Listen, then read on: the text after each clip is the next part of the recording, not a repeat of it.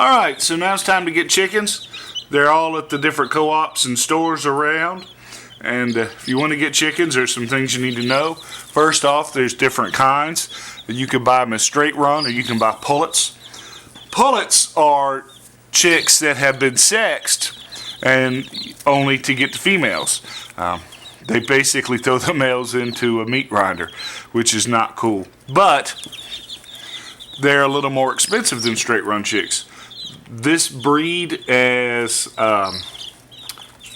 pullets was almost $3. The same ones that were straight run, which means they're just chicks, they throw them in. You could have roosters, you could have hens, it doesn't really matter, you just get what you get, was a little under $2. So for the uncertainty of getting completely straight females, because every time I get pullets, I tend to always get a rooster or two because it's hard to sex chicks.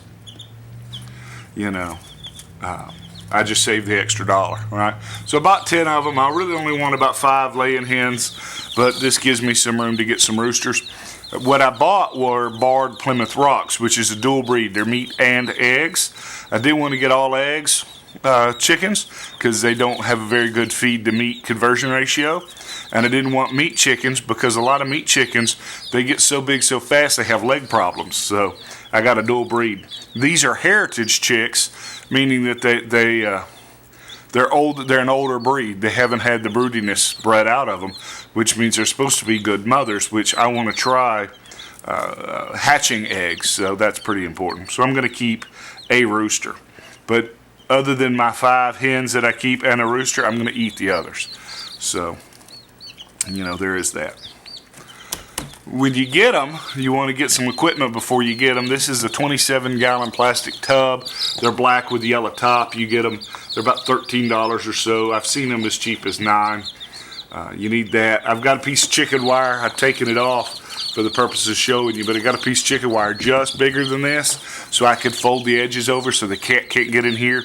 Because don't tell my wife, but as soon as she left for her mama's for the weekend, I brought these upstairs in the living room, and I've got to get them back downstairs before the wife gets home. But I like watching them, so I brought them up. You need a waterer. I typically use a mason jar with a galvanized base, but I took them over to the land, so I didn't have any, so I bought a plastic one, and it works pretty good, but you got to make sure that the chickens don't put their bedding in there. Right, they need fresh, clean water. So I spend a lot of time cleaning this out. They also need a good access, steady stream of food. So I have a trough feeder. This first year I've ever tried it, and I kind of like it. Normally I just use a hanging feeder, but it takes up a lot of space.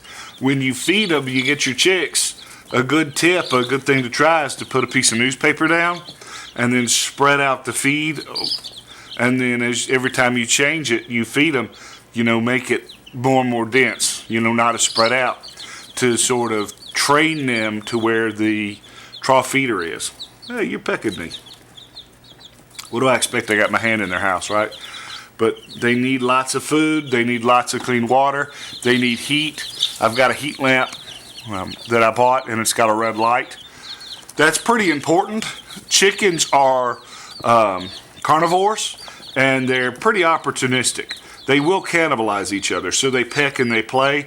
If they injure one of their litter mates here, one of their hatchmates, whatever you want to call them, with a white light, they'll see that blood, and then they will peck and they will kill each other. With a red light, they won't be able to see the blood, and they're not as likely to injure each other. It's very important that you keep them at about 95 degrees, and every week, as they get bigger, that are able to regulate their temperature, reduce the heat lamp by about 5 degrees by, you know, lifting it up higher. And when you set your heat lamp up, you want to set it up to where it's got a warm spot, and it has areas where the heat lamp isn't heating, so when they get hot, they can move. And you'll find them move throughout the day, okay? It's best to use a round container, or one, if you use a rectangle like this, use something that doesn't have sharp edges.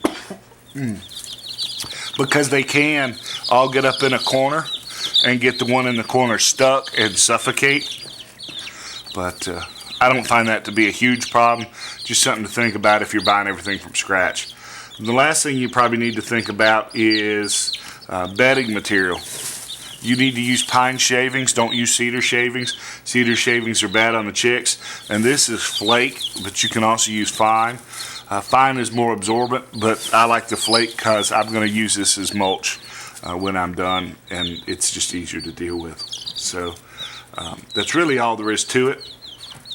I usually get about 10 because I typically only want to keep 5 because I always have some issues with dogs or, you know, other problems. So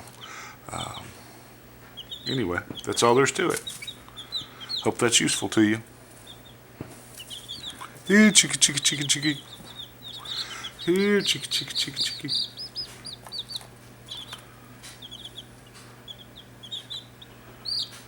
Beep.